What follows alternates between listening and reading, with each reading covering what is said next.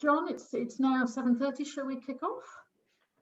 I think so. No one else left in the waiting room, so absolutely, Joanna, go for it. Lovely. Thank you very much. Well, welcome everyone to the annual parish meeting for Steyning Parish Council. John, would you just like to do the honours with the GDPR notice, please? Okay, certainly will, Chair.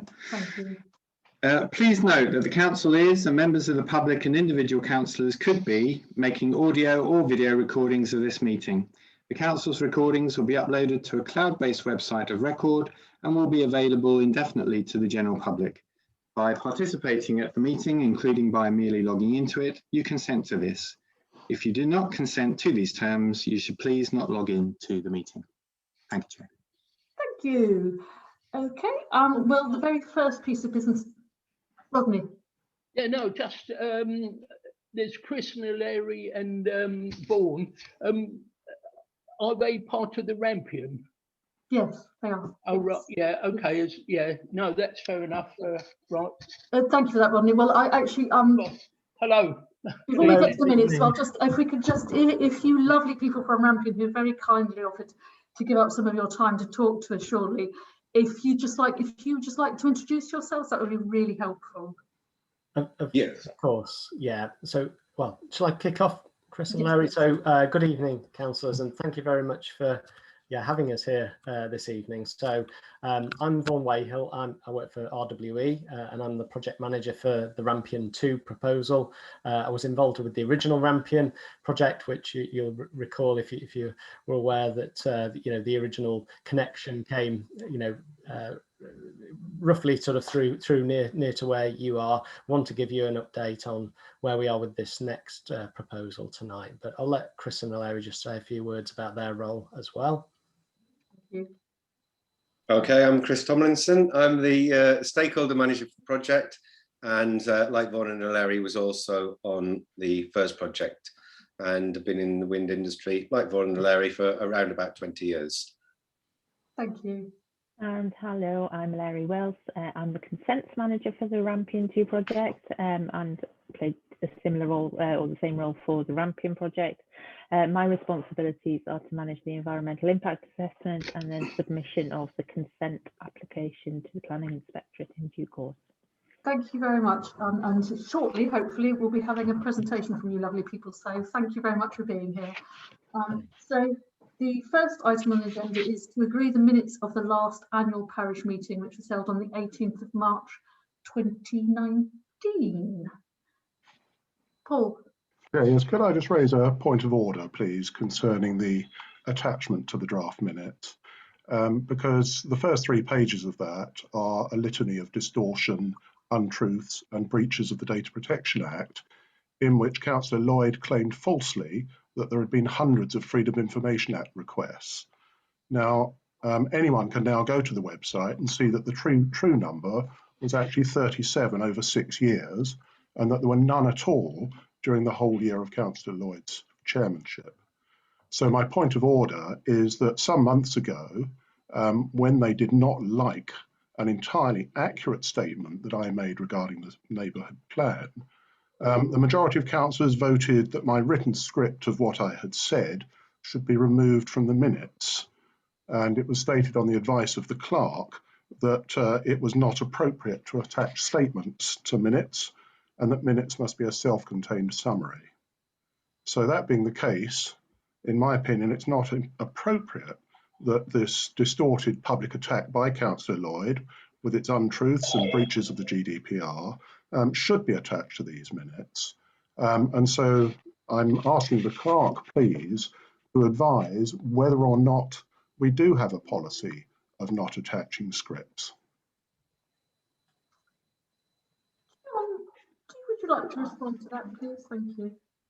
Well, yes, the annual parish meeting is an opportunity to receive speakers, and therefore there are speeches, and most of those speeches, if not verbatim, which is different to normal council meetings, are extensively covered in the minutes, so that there is more than a flavour. There's actual degree of clarity in terms of what was said, because it's all meant to be very informative. Also within the annual parish meeting, we have the report from the chairman, which again is a report on the previous year, in this case today 2 years, because we unfortunately didn't have one last year. And we have always included availability for the script so that people could understand, the achievements for the last year or 2 years. So it is a slightly different scenario. If we think that we agree with the minutes, but we don't agree to the statement, if we want to look at that separately, then that's a possibility. But it is an opportunity for the chairman to make a statement on the previous year. That's what the annual parish meeting is partly all about. Thank you, John. Thank you very much for that explanation, John. I will want to suggest a motion in a minute or two, but that completes the point of order. Thank you very much. Thank you, Paul. Tim. Thank you. In response to what Councillor Campbell has said, I don't believe it is a distortion of the facts. This is a question that's going to be asked today, I believe, by a resident, and I'm quite happy to respond to that. And I should just remind Councillor Campbell, as he knows very, very well, that the ICO has said that any request for information should be considered as an FOI. So that's all the point I'm going to make. And I think until I've justified that figure or otherwise, I believe that that statement should stand. Thank you, Chair. Paul? May I just come back on the ICO point?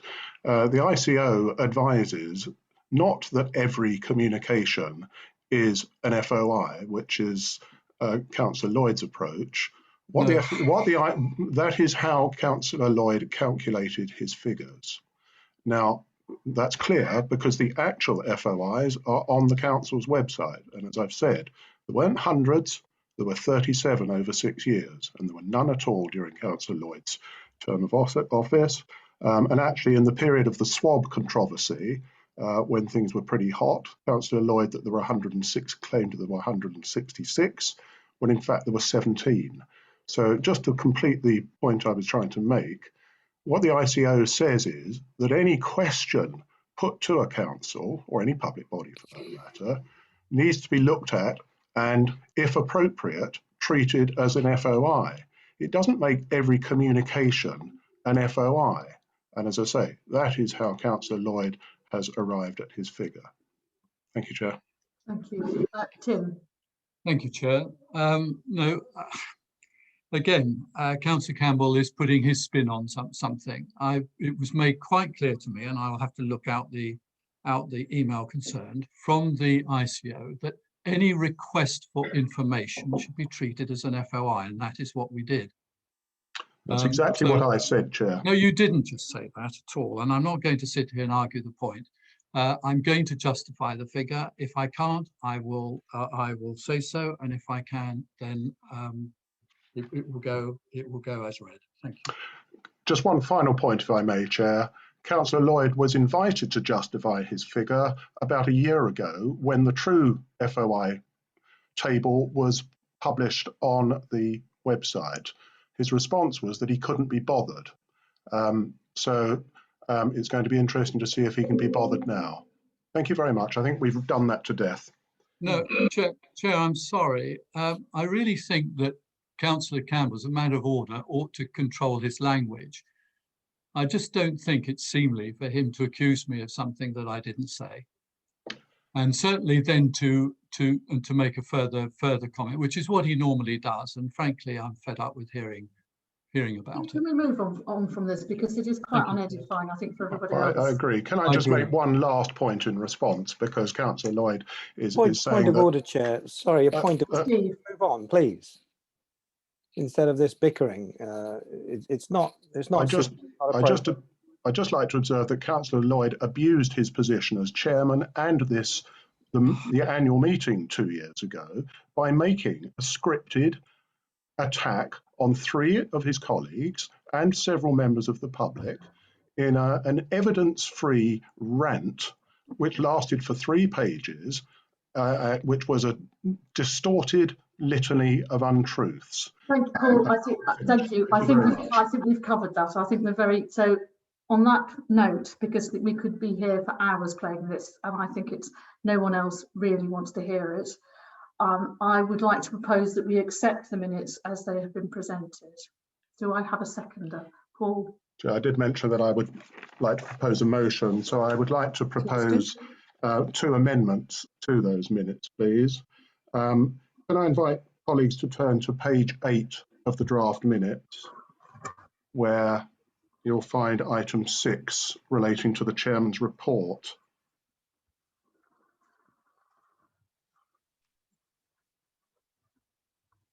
Now you'll see it currently says that the chairman, Councillor Lloyd, decided that instead of drawing on his recollections from the last year, he would talk about the whole of the current council's 4-year term that was drawing to a close. The details of the speech are attached to the minutes of the meeting. So I'd like to propose 2 amendments, please, Chair. The first is, for the reasons I described at the beginning, that the attachment should be removed and the final sentence stating that it is attached should be deleted. So that's proposed amendment 1.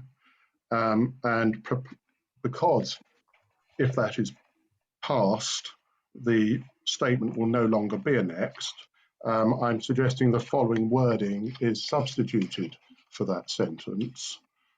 So in doing so, Councillor Lloyd made a scripted personal attack on 3 of his fellow councillors and several of the members of the public, knowing that they would have no opportunity to respond.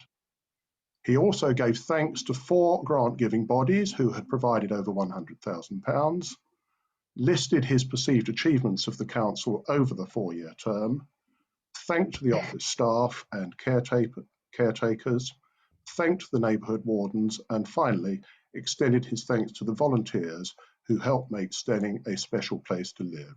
I think that's an accurate summary of what Councillor Lloyd said. And so I'd like to invite a seconder to those 2 amendments, please.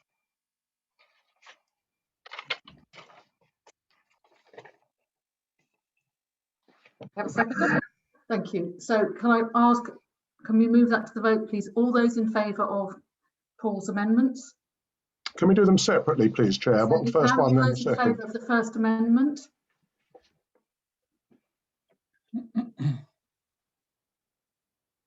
That's 5. for 5-4. Okay, all those against?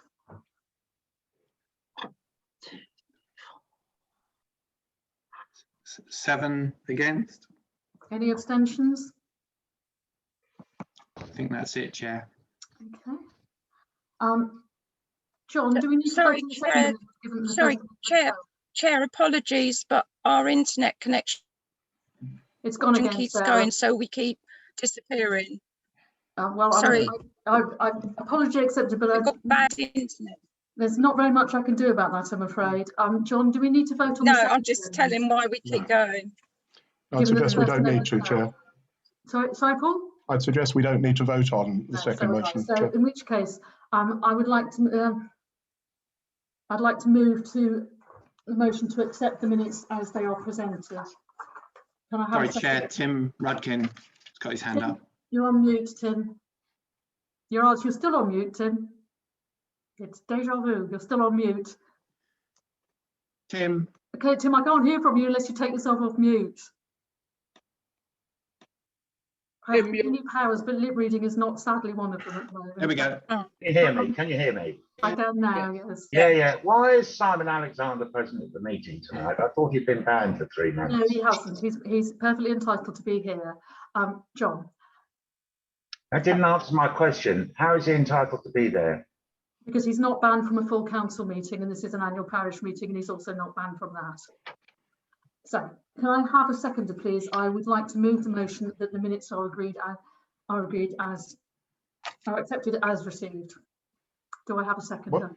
Sorry, Chair, can we just be sure what every time we have a meeting, we seem to have a different form of words for the minutes. I thought we'd finally settled on that it was to agree the draft minutes as a true and fair record. Isn't that the wording that we finally hit upon? John?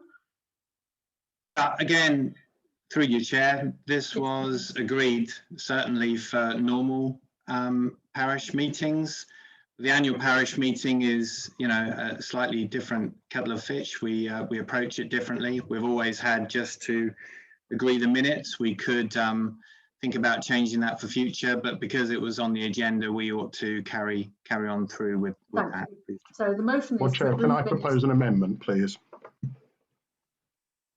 Okay, as long as it's brief. Yes, it is very brief. It's to adopt the standard wording, which is to agree the draft minutes as a true and fair record of the last annual parish meeting on the 18th of March 2019. We'll have a seconder. Thank you, Rodney. All those in favour of Paul's amendment?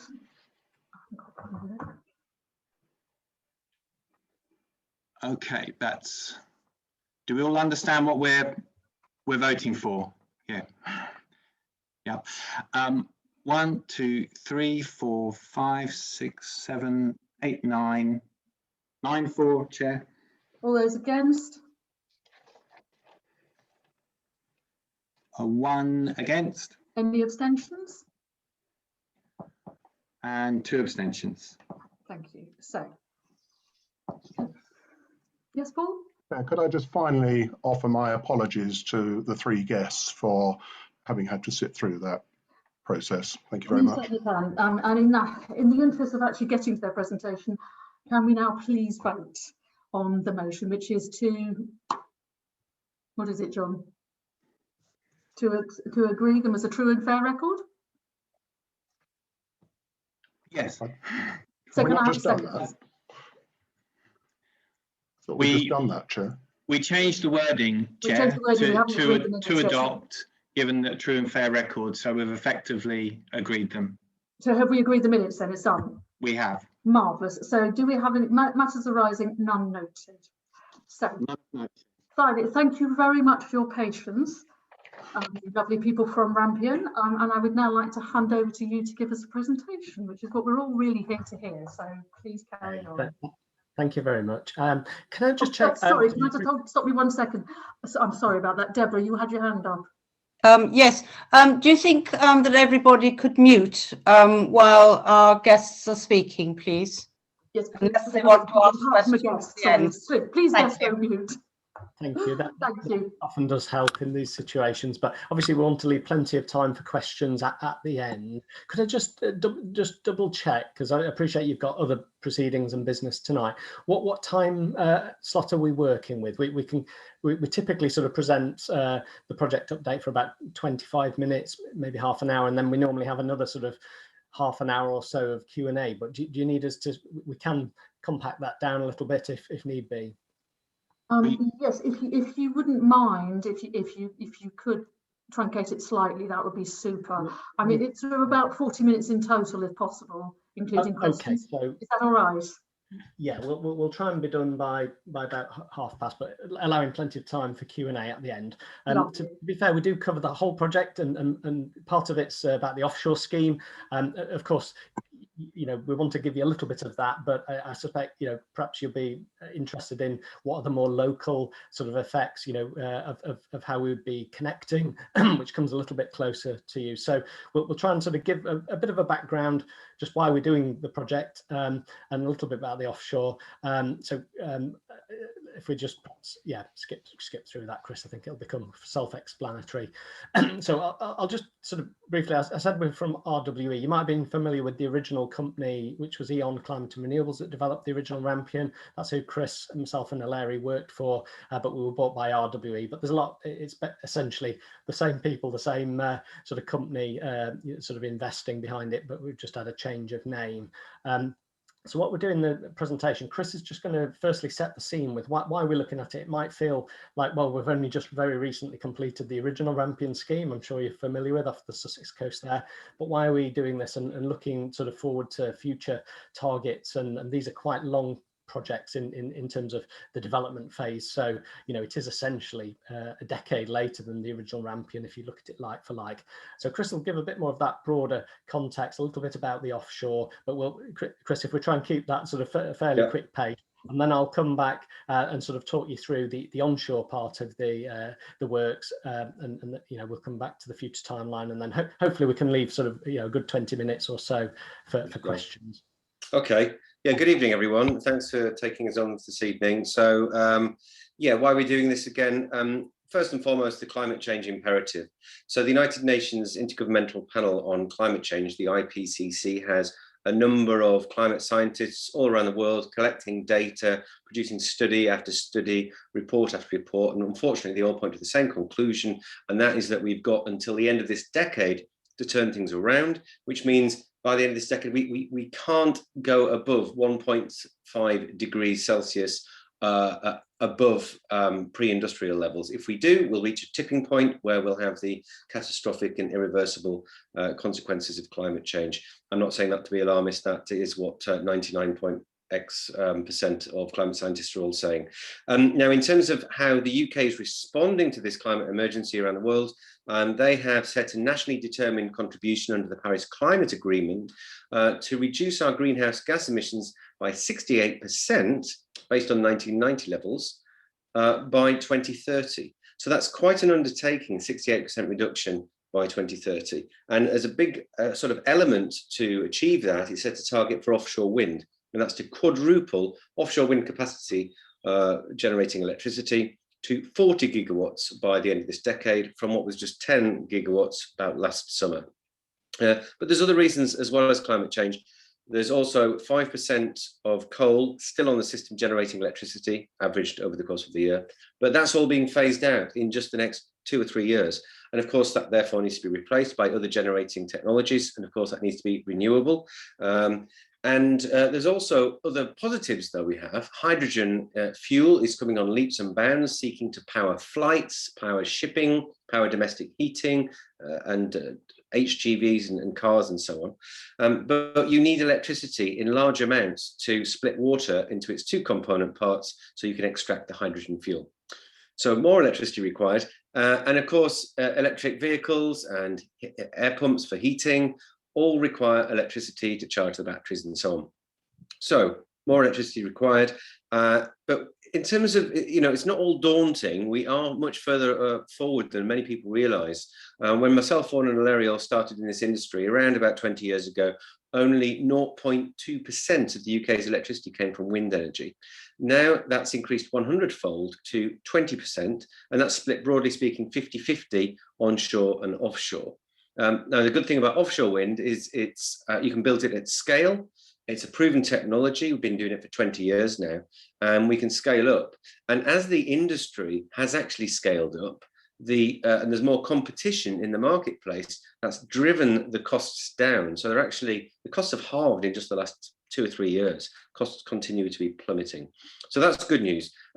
But why here? Bring this closer to home again. Why are we doing this off the Sussex coast, even though it will be about a decade behind the original Rampion scheme, as Vaughan mentioned? Well, of that 10% of the UK's electricity that comes from offshore wind right now, that comes from about 42 wind farms that contribute that 50%. They're dotted all around the UK waters, but only one of them is off the south coast of England, and that is the Rampion scheme. So it's right that we do more in this part of the world, because we're in the southeast of England here, one of the most densely populated regions in the whole of Europe. But it's not all easy in the south coast of England either. If you go further west, you have much deeper waters. The national grid is not as robust. There's the Jurassic coastline. If you head east towards the sort of Kent direction, the English Channel narrows, there's less space and more congested shipping. So it's right that we try and do something in this part of the world, and that's why we're looking off the Sussex coast. But again, a bit of good news to finish this slide on is we carried out a survey back in 2010 when Rampion 1 was just an embryonic idea. And we asked people how they felt, positive, negative, neutral, etc., to the prospect of a wind farm off the Sussex coast. Back then, 80% of people felt positive towards the prospect of a wind farm. But then we asked the same question, and it was an independent polling organisation, by the way, called Populus. They asked the same question about 18 months ago. And this is after Rampion had been on the horizon as a reality for best part of 2 years. And that's actually increased that level of positivity in the Sussex community from 80 to 85%. Now, I want to turn to this, and I'll try and be brief, as Vaughan says, so you can spend more time on the onshore infrastructure. The red area you see here, and you probably can see my cursor, Vaughan, can you today, because we're on Zoom? Yeah, so the red area is the Rampion wind farm. The turquoise area to the west, to the south, and to the east of the existing scheme is our area of search for a Rampion 2 wind farm for the turbines. Now, the first thing I have to emphasize is it's an area of search. We will not be putting turbines all across that area, but we're having one more go at this. There will not be a Rampion 3. And so we want to explore the largest possible area of sea and find the optimum site within that for a wind farm. We can't go any further south because this is the English Channel shipping lane, the busiest in Europe. And the pink areas are essentially a buffer zone between the English Channel shipping lane and inshore traffic, like sailing boats and fishing boats and so on. There's also a shipping lane up to the Solent, Portsmouth and Southampton, very busy. So we can't go further south. These are large structures. We don't want to go any closer to shore. So this is the maximum area we can look at. And as a result of our environmental and ecological surveys, our technical and engineering surveys, and a lot of stakeholder feedback from statutory bodies and fishermen and sailors and so on, that will all go into a pot and help us identify the optimum site within that blue area for a wind farm. And just for completeness, this green corridor here is the area of search for our export corridor, cable, which we need to bring the power from the wind farm ashore. And that will be landing at Climping Beach, and Vaughan will take up the story from there. Just before I hand over to Vaughan, you might have heard something about the turbines being bigger. They will be bigger, but the good news is that the larger turbines create phenomenal more power output. But that doesn't mean, for example, double the height means double the power, or triple the height means triple the power. It's not that. It's actually the area of the circle that governs the power output of the turbine. So in a nutshell, because we're a bit pushed for time, if you increase the height of a turbine by 50%, you more than double the power output. But these will be larger structures than the original Rampion scheme. But the good news is, could be about 3 times the power output. So whereas Rampion was continues to generate electricity for 350,000 homes, that's, by the way, half the homes in the whole of Sussex, East West Sussex combined, and Brighton Hove. A second project could generate clean green electricity for over 1 million more homes. And while Rampion 1 offsets 600,000 tonnes of CO2 every year for the lifetime of the project, Rampion 2 could save an additional nearly 2 million tonnes every year. So we're making a significant impact and positive impact on tackling climate change. Right, I'll leave it there, Vaughan, so you can take up the story. Okay, thanks, Chris. Yeah, so those of you familiar with the original project will know that it connected up at Bolney through an undergrounded cable which landed at Brooklands Park, East Worthing, and that particular route sort of went just to the southeast of Steyning Parish. Now, one of the first things we looked at was, well, how are we going to connect the offshore project if we're building more turbines? And projects of this sort of scale, just as with the original Rampion, have to go to the transmission system. So we were looking at, will it be Bolney again? But we looked at various other connection points. If you look on that map to the right, you've got Lovedene over Chilling and Fawley over to the Solent and Southampton Water, and then over Ninfield to the east as well. There's relatively few and far between sort of nodes on the system, as they're called, where we can connect in. One of the immediate questions, and what we get asked a lot, is, well, could we not just use the cabling from the original project? But of course, that was designed specifically for a 400 megawatt project, and we're now looking, some years later, at something that could be 3 times as big on its own right. So we will need new infrastructure. The next sort of key question was, can we not just run any additional cables we need to lay? Again, they'd be buried, out of sight, reinstated, so sort of fully sort of out of sight once the project's done. So it's more of a temporary disturbance factor that we need to mitigate.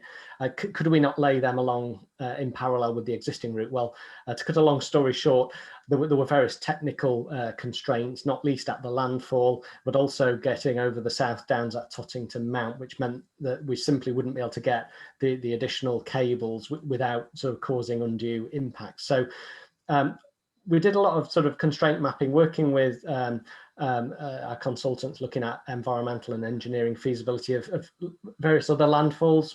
So we couldn't use Brooklands.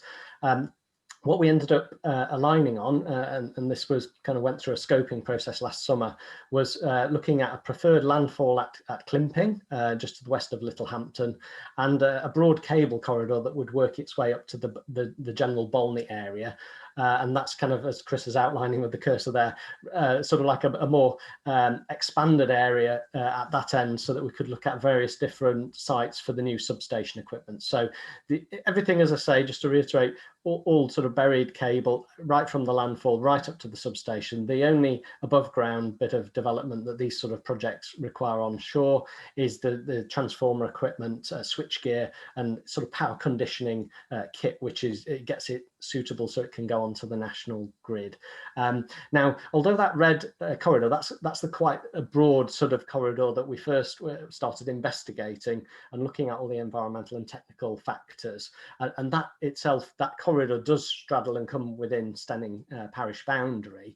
But what we did over the sort of second half of last year was look at what we an indicative route that, you know, taking all the factors into account, which is shown on this map now. It's also overlaid with the various district and borough councils. So to sort of point out, I think you can just about see Steyning on there, sort of just ghosted under the blue. That's it, Chris.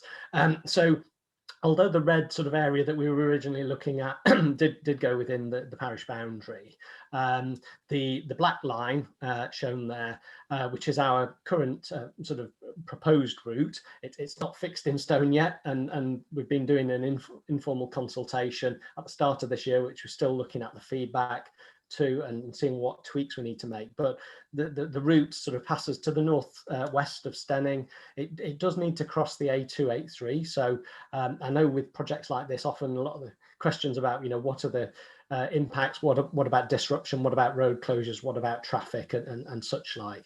So it passes within Steyning Parish.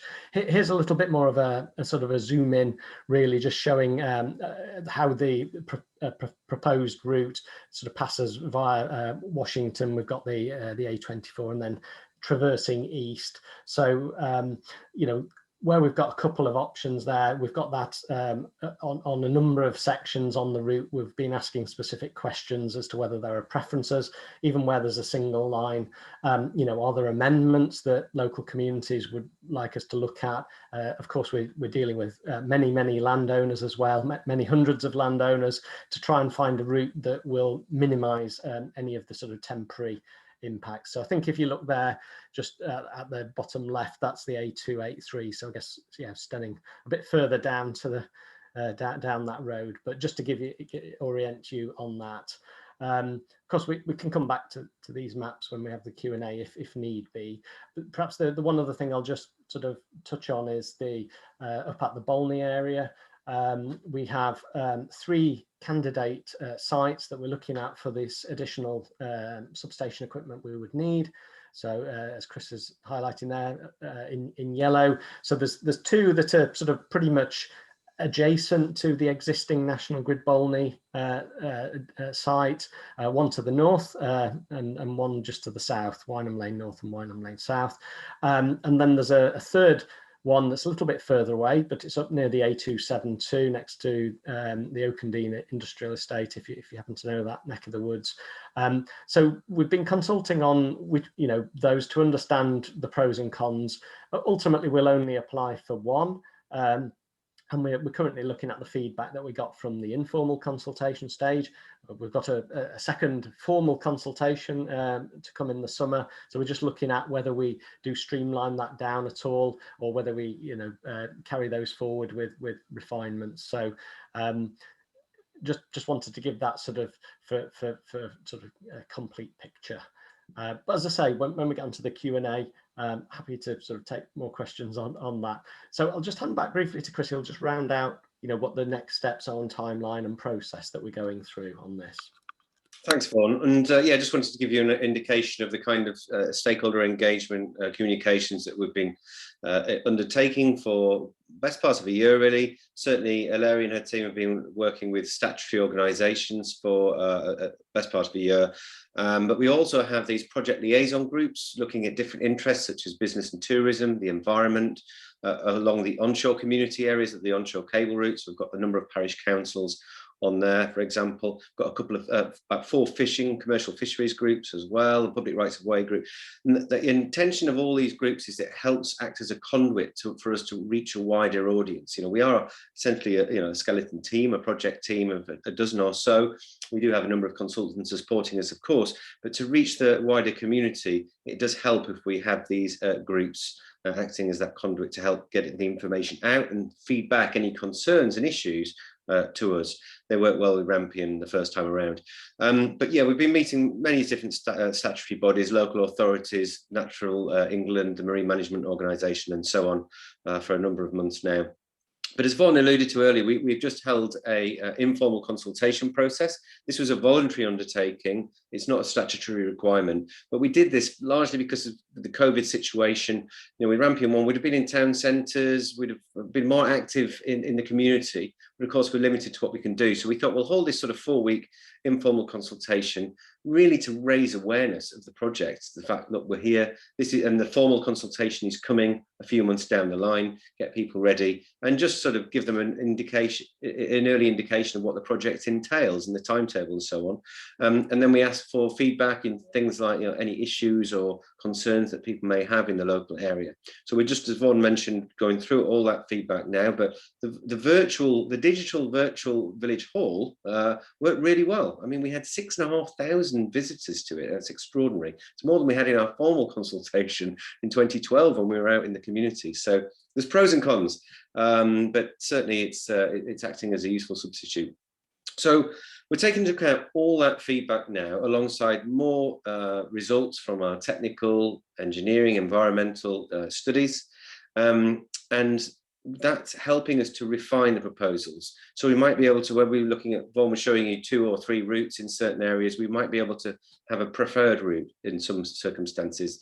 Who knows, we might be able to reduce the number of substation sites from 3 down to 2 or have you. We might even reduce the offshore area of search. But we'll also have more flesh on the bones in terms of construction methodologies and mitigation solutions to reduce impact on the environment during construction. So all that goes into what we call an environmental information report, alongside the refined proposals, and it's that which we will be formally consulting on in June and July. So do keep a lookout for that. We will, of course, be emailing John Fullabrook and to make sure that you're all made aware of this before time.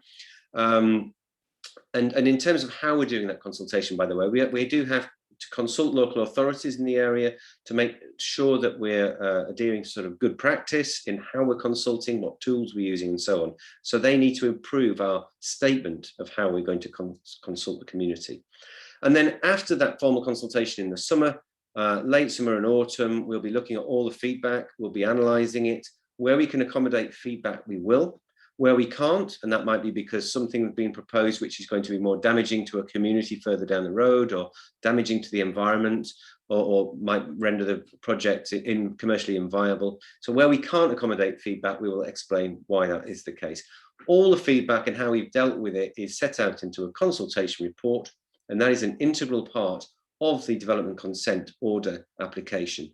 And this is the indicative timeline. You can skip right down to here. So after that formal consultation and all the analysis, we refine the proposals again, and we submit our development consent application by the end of this year. We then expect, it goes to the planning inspectorate, by the way, a national body, with local authorities as statutory organisations. But we expect, based on the track record, it'll be about 15 months for a decision. So we're looking at sort of March, April 2023 for a decision. If we were successful and were awarded consent, we'd be looking at getting the final investment approval by the end of 2024. And if that was successful, we'd be placing orders and looking at starting construction 2025, possibly 26.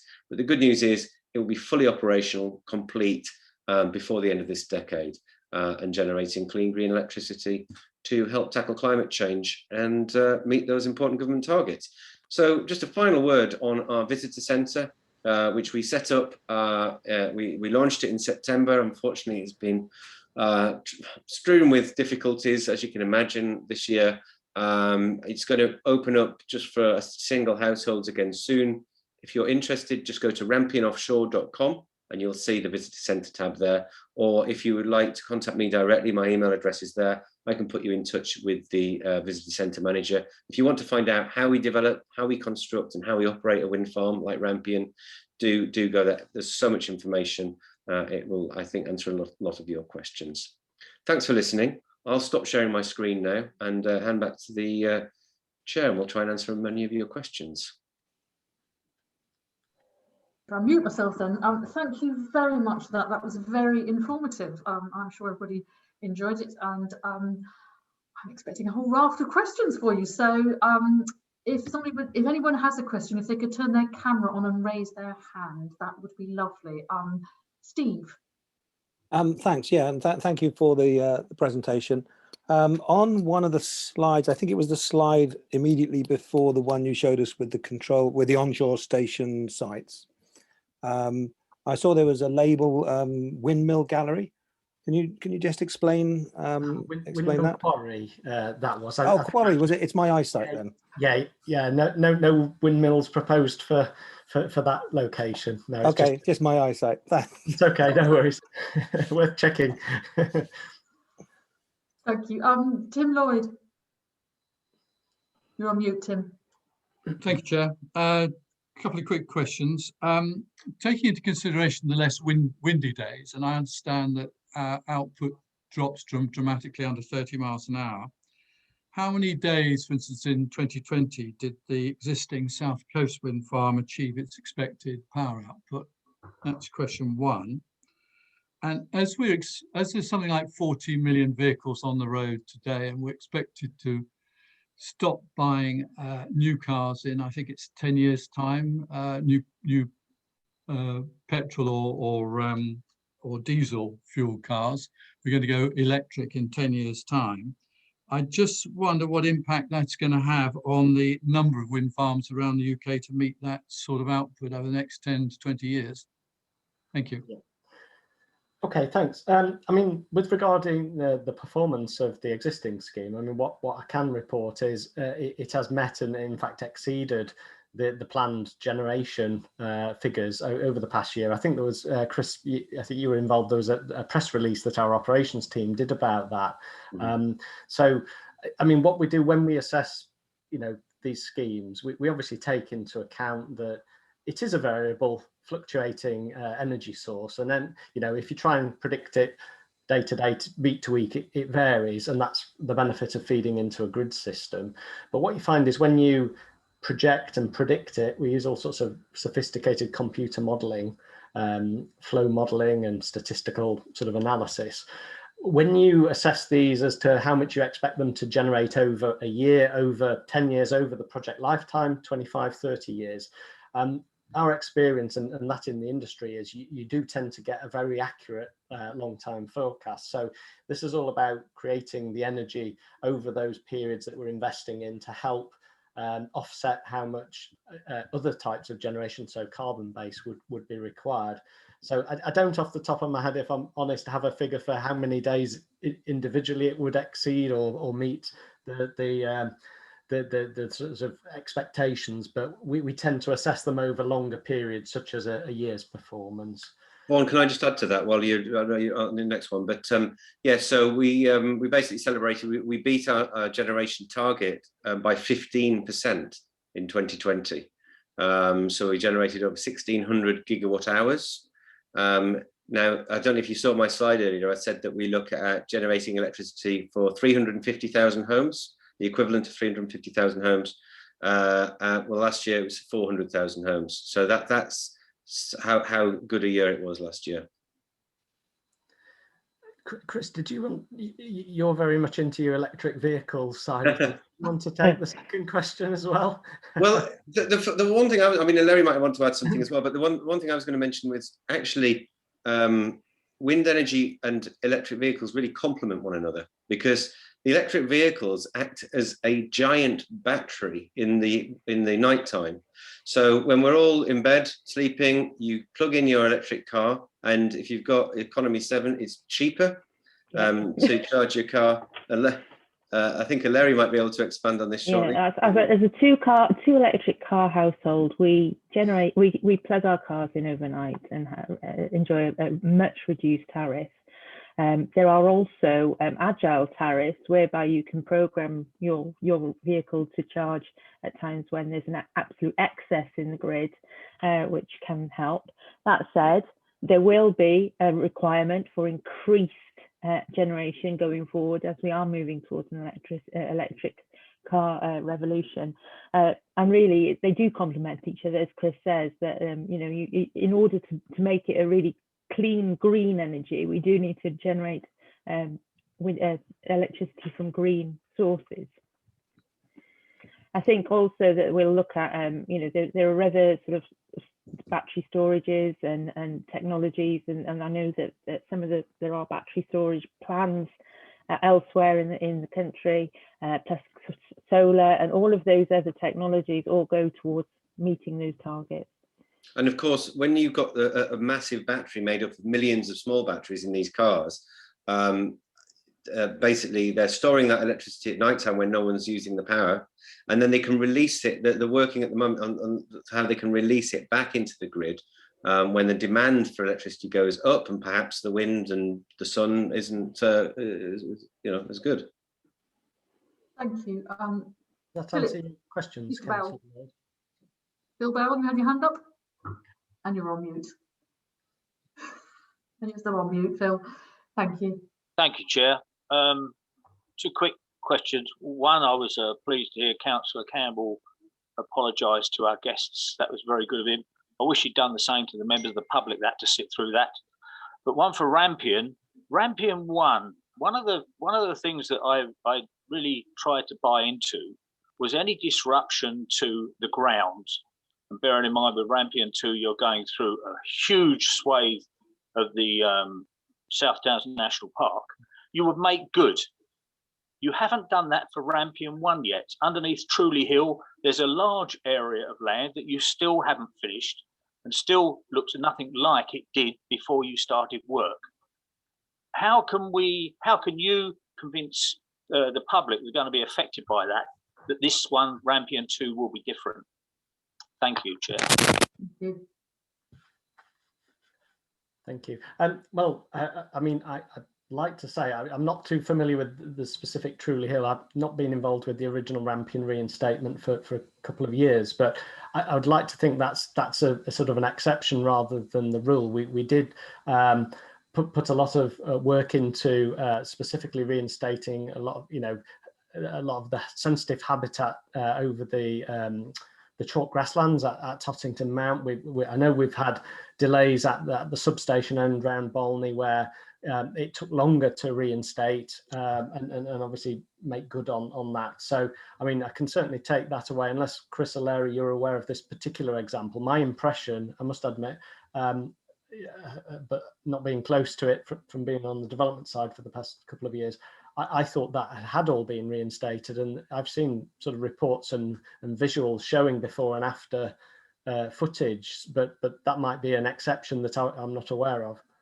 I think we'd have to take that specific example away, but what I would say is that we do have a commitment and a requirement within the planning consent that we have to undertake a 10-year monitoring plan, which is underway, and where there are failures in planting, to reinstate and to repair those or replant those plants. And I know that there is ongoing work in that planting and reinstatement plan is ongoing. So, but I will take that away and I'll look into that specifically. It's the area above Upper Beeding. You can. Yeah. Yeah. We will take that away, but I mean, as far as going forwards, our commitment, I'll say, not everything went perfectly on the original Rampion. I'll acknowledge that we did have some delays and some issues with contractors.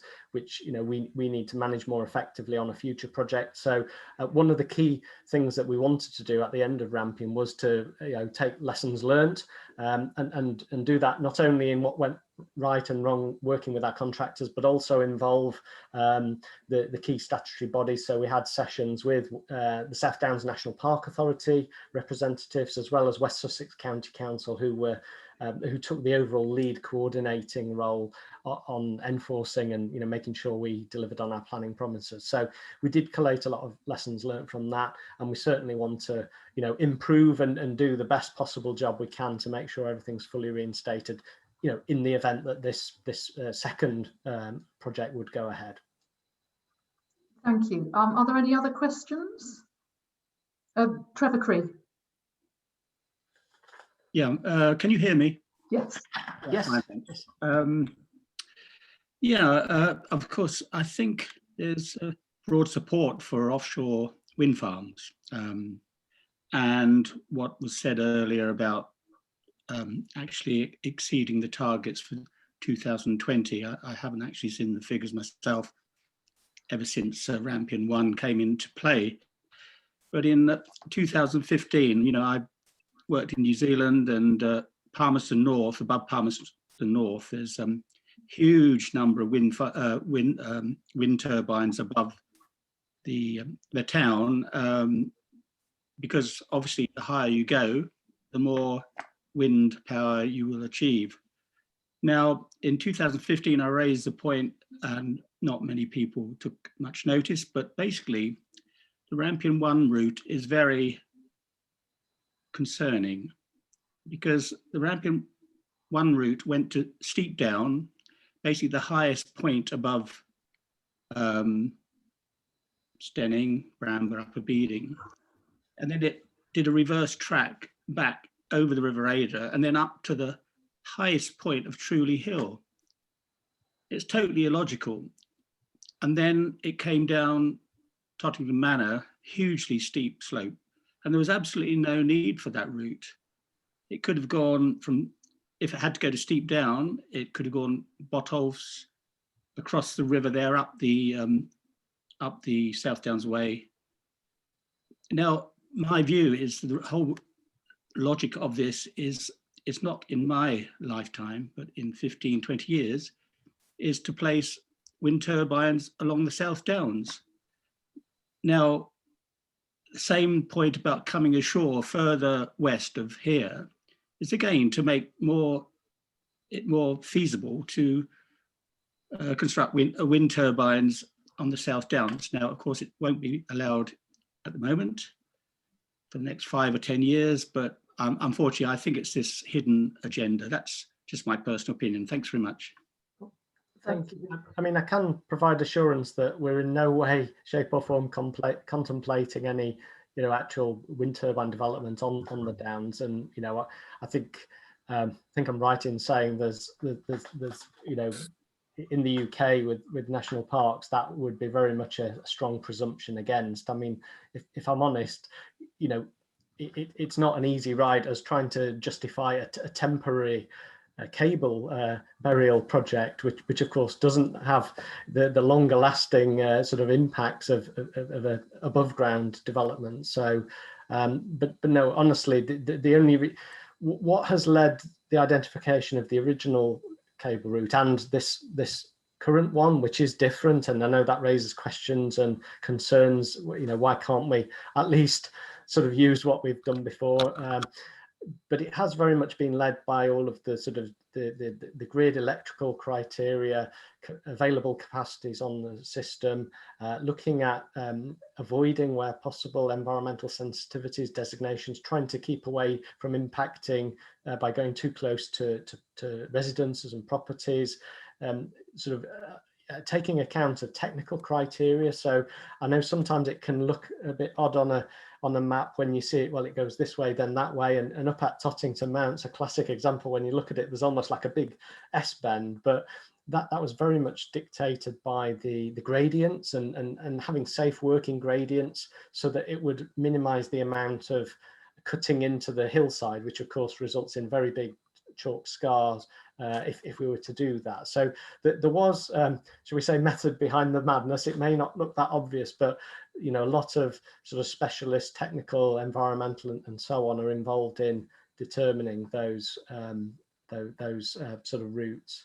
But as we said before, we've not fixed it for Rampion 2. We're listening to feedback, and there will be adjustments and tweaks that we make to try and minimise the impacts as much as possible. Can you see that screen there, Vaughan? Yes. I just wanted to, this is the most tricky part of the route that was just been talked about. This is actually Tottington Mount, the run up to Tottington Mount, where we had chalk grasslands, and we actually employed a turfing methodology here using this machine. We took out whole lumps of the thin topsoil because it's got the sensitive grasslands. We first of all got Royal Kew Gardens to harvest the seeds and store them in the seed bank at the Kew. And then if this turfing methodology, which is a bespoke methodology, didn't work, we had the seeds in the bank, which we could have then, sown and to reinforce this. But as it happened, this worked perfectly well, as you can see from the picture on the right there. Just thought it was worth having a look. Thank you. Roger Brown, I think you had your hand up, didn't you? Yeah, I did. Chris, if you're still listening, that's a very interesting picture you just showed. I must agree. I agree with Phil. The earlier question about the scar that's still very evident on the top of Truleigh Hill. I was on my allotment this afternoon in West Steyning, looking across to Truleigh Hill, bathed in sunshine. This huge white yellowish scar right across the whole escarpment. It looks nothing like your green picture, I'm afraid. I must say, I'm a huge fan of the wind farm itself. I mean, it's a fantastic asset for Sussex. I think we're all quite proud of it sitting out there at sea. So quite happy to see it expanded. But I think the restoration does need careful attention. That scar's been there for far too long. And there's been a lot of very industrial work been going on that site for, I would say, at least 2 years. Even last autumn. Even when it was dark, you could see flashing lights and sort of activity up there. They're obviously digging the trench time and time again. There must be some sort of connection or some sort of some node. Sorry to interrupt. Are we sure this is anything to? I'm not aware of any ongoing works or replacement. I am aware that there are some other sort of infrastructure projects going through the area, aren't there? There's an electricity cable going through, but I think that's nearer Steyning itself. It's right on the line of the cable for the. Yeah, no, have a look, Vaughan. Yeah. Can I just mention? Look into it. Okay. Can I just mention one other thing as well? It's a more minor point, but on the Annington Lane, where the cable route crosses Annington Lane, going down towards the river, it crosses the lane, and the hedges both sides have been re-hedged and re-banked. On both sides, there's quite a nasty plastic black mesh showing and spilling onto the roadway on both sides. It's obviously some sort of containment mesh that was put there as the soil went in, but it's degrading and falling apart and sort of falling out. So did you say Addington Lane? Sorry, Roger Brown. Annington Lane. Yeah. It's exactly where the route crosses before you get to Cuckoo Corner. On the river line. Can I just mention one other thing as well? It was very windy last weekend, and I do look at the Crown Estate's website occasionally, look to see what the output is across the whole country, and the Rampion output was 0 last weekend when it was very windy. So does the wind farm switch off when there are gales forecast? Not when they're forecast, if it's automated. So for less than 1% of the time, when we get force 9 gales, literally force 9, then the anemometer on the top of each turbine will send a message to it, and it's to try and protect it. So what it does is it pitches the blades out of the wind, and then actually the nacelle that houses all the blades actually turns around the tower, so it's not facing it. So the blades themselves and the face of the turbine is not facing into the wind. So it's turned out of the wind to prevent any damage being caused to it. But this is only in force 9 gales. But yeah, you wouldn't turn it off. You wouldn't turn it off to preempt it. Yeah, very rare occurrence for the whole scheme to be sort of the control system to have temporarily sort of taken that mode. But so is this the Crown Estate's not reporting accurately what the output of the wind farm is then? Well, I don't know. You know, as Chris says, you know, once you get above 25 meters per second for sustained periods, the turbines do temporarily sort of, you know, feather the blades and switch off. But the fraction of it's something like point something of a percent of the total energy available in a year that's lost through that, versus there's always been a bit of a cost versus, you know, versus sort of, you know, a cost benefit argument with turbine manufacturers. You could sort of engineer turbines even more robustly so that they can operate to 26 or 27 meters per second, but then the additional weight and cost, you know, it wouldn't, so the balance wouldn't work. So the trade-off, the sweet spot is where, you know, that if it's sustained above 25 meters per second, which sometimes when you get these really you know, strong variable gusts, it gets into that mode, and it just sort of, it's self-preservation, but it typically doesn't last more than a few hours. But I'm surprised if it went completely down to zero, because you sometimes find that even over a certain site, there's a variation. So turbines on the edge, southwest facing edge, would probably see a higher wind speed than those kind of within the array, which actually have a bit of a sort of like a wind shadow effect. So that's surprising, if I'm honest, but yeah, we'll maybe ask about that and ask one of our operations colleagues whether there was a period. But as I say, the key thing, because people say, well, that's not very good, is it? If it doesn't operate when it's at its windiest, that sort of really sort of highly variable sort of you know, gusting gale force, it's not really the right sort of usable wind, but it doesn't occur for very much of a fraction of a percentage of the overall energy in the year, if that's okay. I'm going to say 25 meters per second. 25 meters per second is about 55 miles an hour, by the way, because it was pretty windy last weekend, so perhaps that was the case. Anyway, that's fine. Thanks very much indeed. Thank you. Thank you very much. Unless there are any more questions, I'd just like to say thank you very much to you lovely people who came and talked to us about Rampion 2. It was very informative. And thank you for your forbearance at the beginning of the meeting. But thank you very much for being here, and I know we all appreciated it very much. Nice to speak to you all. Thank you. And I think we'll send the slides on, won't we, Chris? So, yes, I'll do that. That would be super. Thank you very much. If any further questions crop up. But yeah, thank you very much for your time. Thank you. Thanks all. Have a nice evening. Thank you. Bye-bye. Okay. So that brings us on to Joanna, excuse me, sorry, Mr. Bell's still showing on the screen. He hasn't turned his video off. Well, it doesn't actually have to, does it? Because it's a public meeting. No, it's the annual parish meeting. It's the annual parish, so if he wants to keep his camera on, it's perfectly fine for him to do so. Oh, right. Oh, okay. So I mean, you can have your cameras on, you can have your cameras off. It's entirely up to you. So whichever you're more comfortable with. No, if that's the rules, that's fair enough. Yep, that is the rule. So there we are. So if anyone else wants to turn the camera on, please do it. If you don't, don't. It's whatever you're most comfortable with for this particular meeting. So that brings us to Rampion item 4, which is the Chair's annual report on the year 2021.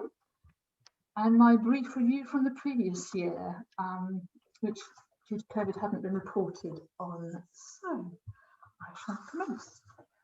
I apologise in advance because I will be reading this, so quite a lot of the time I'll be looking down, so apologies for that. Welcome to the annual parish meeting, which on this occasion will be covering the last 2 years. During that time, Steyning Parish Council has gone through a period of considerable change. The elections for the council in May 2019 resulted in 8 new councillors being elected, which is over half the council. Of these 8, unfortunately 2 of them resigned in 2019 and then a further 2 in 2020, followed by another one very recently in 2021. This, of course, has had a significant impact on the day-to-day workings of the council. I am, in fact, a relatively new councillor myself, joining in November 2019 and then becoming chair after the resignation of the incumbent in September 2020, making me the 3rd chair in less than 18 months. So, as I'm sure you can imagine, it's been quite a steep learning curve and not without many challenges. However, we have changed our committee structure and streamlined our meeting schedule in order to be more focused, efficient and effective. And so on that note, I'm now going to move on to update you on the activities of the various committees. This is really for the purposes of those of you who are not councillors. So I'm going to start with the Finance and General Purposes Committee, otherwise known as F&GP. Two significant contracts were re-tendered over this period of time, the grass cutting and the street cleaning, both of which have resulted in a much improved service, and I'm sure everybody's probably noticed that. I know especially the street cleaning has come in for a lot of plaudits. It's much, much better. A new lease was agreed with the Bowls Club, and we work closely with the residents' associations to complete the construction of the welcome sign on the road in from Bramber, which I'm sure you've all seen and admired. We selected a new SPC logo, which is now in use on all our communications and our revamped website. And speaking of the website, we will be making much greater use of this in the future to keep all residents informed. So please keep an eye on it, because there'll be all sorts of exciting things hopefully going on there. Not. We supported through grants, Vintage Years, Steyning in Bloom, the Steyning and District Partnership, Steyning for Trees, and the Steyning Chamber. In relationship to Steyning Chamber, there was a grant to help pay for the Christmas lights, which is one of our potential projects for 2021 going forward. See if we can give them some more help, possibly. It needs to be discussed. We as a council made 2 successful bids to HDC grant funding and were awarded £12,000. The F&GP committee was reformed in August 2020, and since then we have had to deal with the unprecedented pressures on our finances due to the COVID pandemic. The income from the room rentals in the Steyning Centre has dropped to 25% of the budgeted figure, and this has put pressure on the year-end forecast. As there was maintenance work that needed to be done, it was decided not to furlough the caretaking staff and similarly the office administration staff. Through prudent accounting, reducing costs and grants from HDC, the clerk has forecast a small surplus for the year end, which I think is extraordinary given the circumstances. The council agreed to the F&GP's 2021-22 budget proposal and the recommendation that the precept was not increased for the new financial year. The challenges of COVID-19 will continue into the early part of the financial year, but it is hoped that by May to June 2021, we will be back to some normality, although obviously with COVID-safe restrictions in place. And hopefully this will enable the Steyning Centre to build its income back to where it was pre-COVID. Our thanks go to those that supported the council by continuing to pay part of their annual rentals, without which our finances would have been put under even more strain. Communities Committee, and for those of you who don't know, the Communities Committee was an amalgamation of what was previously the Premises and the Amenities Committees, so it's 2 committees brought into one. So this report will cover all of those. Updates were made to the Steyning Centre, including enhanced Wi-Fi, which I'm sure everybody's very pleased about, or will be when we can get back in and use the Steyning Centre. The first phase of a new eco-friendly LED lighting installation was completed, and a new recycling strategy and bin emptying process adopted. In addition, the staff put on 2 large, well-attended stage productions as part of the HDC Year of Culture promotion. The Abbey Road rewilding and ecological enhancement project has involved a better grass cutting regime, dredging and management of the pond, and tree and hedge planting. In addition, an eco survey has been undertaken. Our thanks go to Roger Brown, who I hope is still with us, for spearheading this. A similar project has been initiated at Chandler's Well. In partnership with the Steyning Community Orchard Group, extensive landscaping has been undertaken with bush and scrub removed, hedges reshaped and replanted, and new orchard trees planted. At the corner of the High Street and Church Street, the historic fencing which had been damaged has been restored. A scheme to enhance the water supply to the allotment has been initiated, and new bespoke and locally sourced allotment notice boards have been installed. In November, a working party was formed of Steyning Parish councillors and representatives from the Business Chamber, the Partnership and the Greening Group, our County Councillor David Barling, Bob Platt, and I think he's still here, one of our HDC councillors, and Assistant Manager from West Sussex County Council Highways. Our brief was to explore the possibilities open to us for a 20-mile-per-hour scheme in Steyning, and 2 parish councillors from Bramber have now joined us in this. A public consultation is now underway concerning the proposal for a speed reduction scheme to 20 miles per hour for traffic using the High Street and surrounding areas. And I would urge any of you who haven't actually completed that consultation to do so, because the more people who feed into it, the better. We also have the Joint Parishes Youth Committee and a new 3-year youth service provision contract has been agreed. And we've managed to keep the service open and available to the Steyning and local areas used with the cooperative support of our service provider and under the most difficult of circumstances given the COVID-19 pandemic. And it's been particularly challenging for this particular service, as you can imagine, because we've not been able to have that many face-to-face sessions. The planning committee has met throughout the entire period on a regular basis and will continue to do so. I don't have the numbers of planning consents that we looked at, but trust me, there were a lot, and they continue to be so, and we will continue to feed into that process as and when required.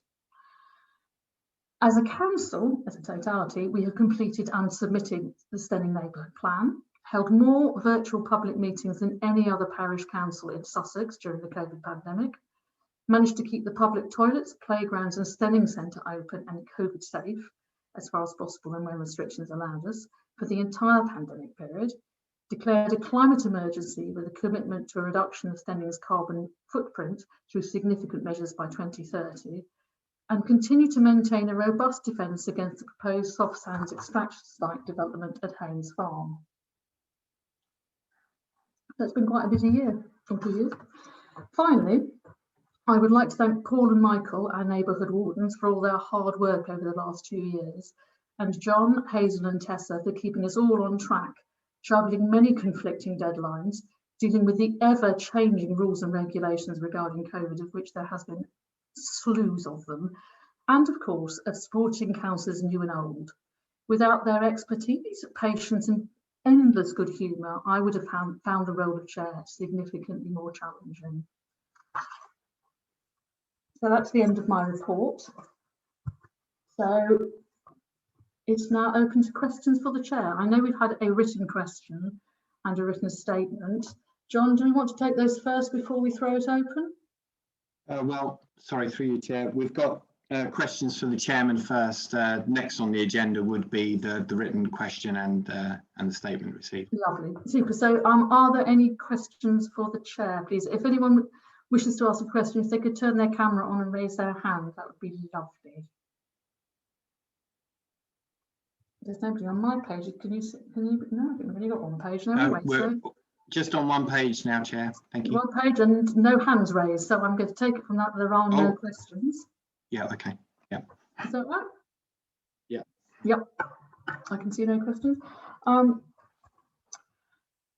Should we do the statement and then the question, John? What would you Absolutely, over to you. Okay, in that case, well, there's a statement that was submitted that has, we've been asked to read out. So I will read out the statement, and then I believe we have a written question that John's going to read. So I'll read you the statement, which is handed into the office, I believe, and it simply says, I am writing in support of the clerk and his office staff, who at all times have been courteous, long-suffering and diligent, especially during the COVID-19 pandemic. It is widely known by those who make the parish council an interest that the clerk and deputy clerk have received hostile, abusive and bullying emails and statements at committee. This is not a recent phenomenon, it has been going on for years. The extraordinary meeting which follows this meeting is, we all hope, the first step towards rectifying this. Not only do council standing orders specifically prohibit poor behaviour of this nature, but it is also a matter of common decency that we should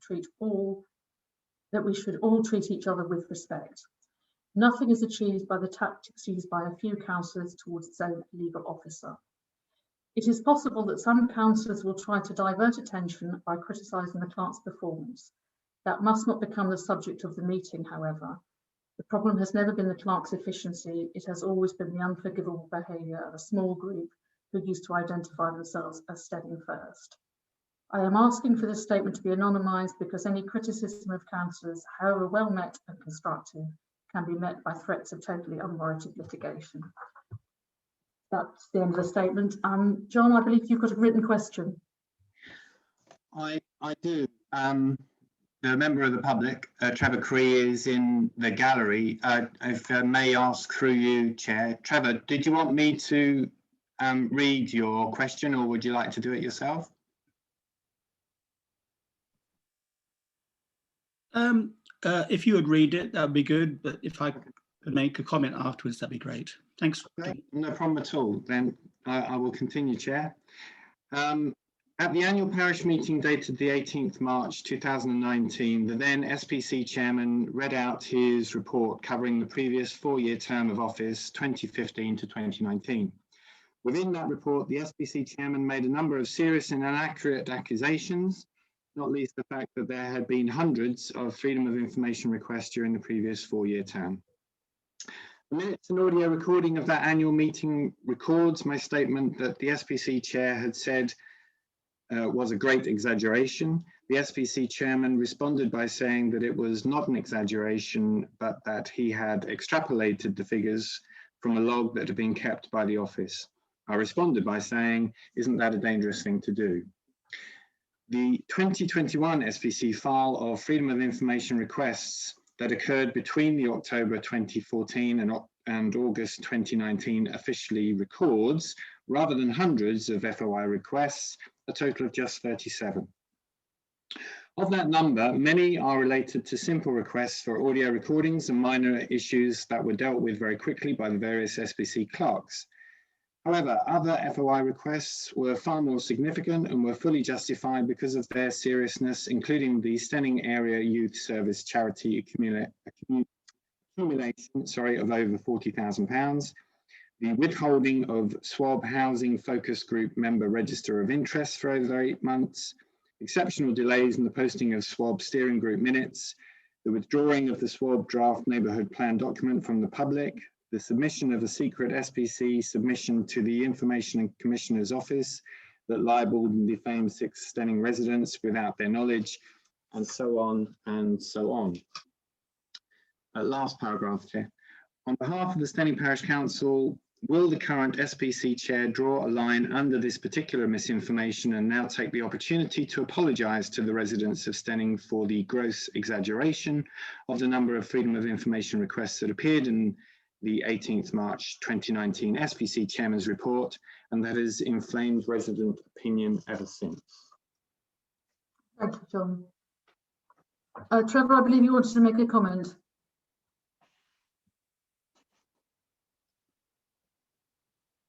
Trevor? Yep. Actually, I'd prefer to hear your response if I could, and then that would probably be the appropriate time just to make 1 or 2 comments. You most certainly may. My response is largely that a large part of your question, I believe, was probably dealt with at the beginning of the meeting when we were discussing the minutes.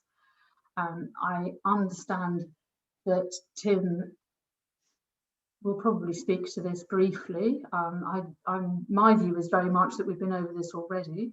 I'm certainly not going to be making any apology or any comments at all, because I don't feel that I am equipped to do so at this point in time. Tim, do you want to come back on that? Do you want to respond to the question briefly? Thank you, Chair. Yes, I received this on the 11th of March. Or at least it went out on the 11th of March. I think I actually opened it up on Friday. So I haven't had an opportunity to interrogate any files. And also because of COVID, I, of course, can't go into the office and do so. But as soon as COVID is over, I agree, I think we should draw a line under it. I will interrogate the files and come up with the I hope with the evidence to support the claim that I made at that particular meeting. Thank you, Chair. Thank you. Trevor, would you like to respond? Yeah, when Councillor Lloyd made his report in March 2019, the SPC submission to the Information Commissioner's Office was confidential. It was still basically secret. Between June, I think it was 18th,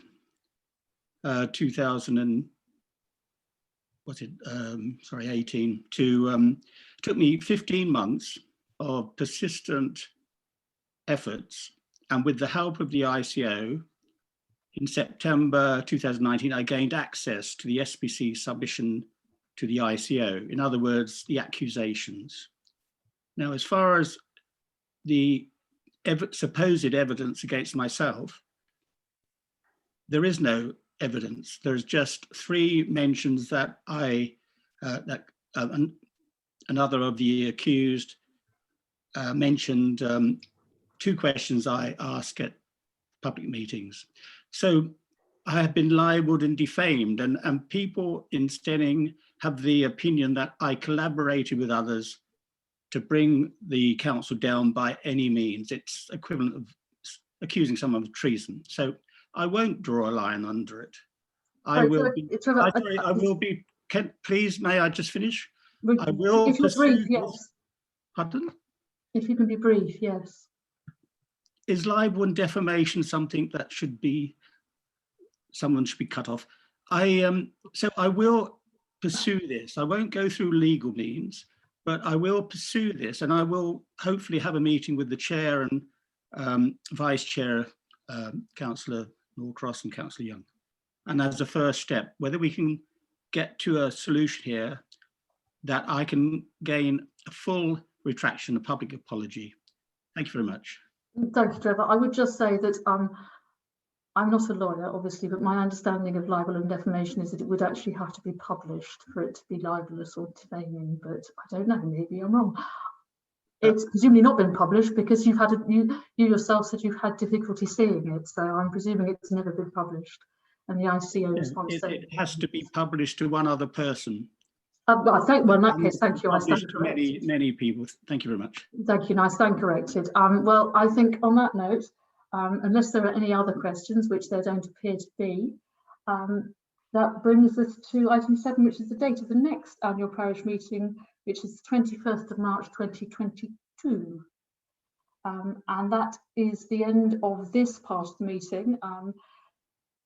This meeting will be followed shortly by an EOM, which will start at 9 o'clock. So I would ask that all councillors are back here at 9 o'clock for the EOM. But we're going to have a brief hiatus. The Zoom will stay open, so if people want to keep their cameras on, we'll turn them off for 8 minutes. That's entirely up to them, but we will recommence at 8 o'clock. At 9 o'clock, sorry, recommence at 9 o'clock. Thank you. Thank you.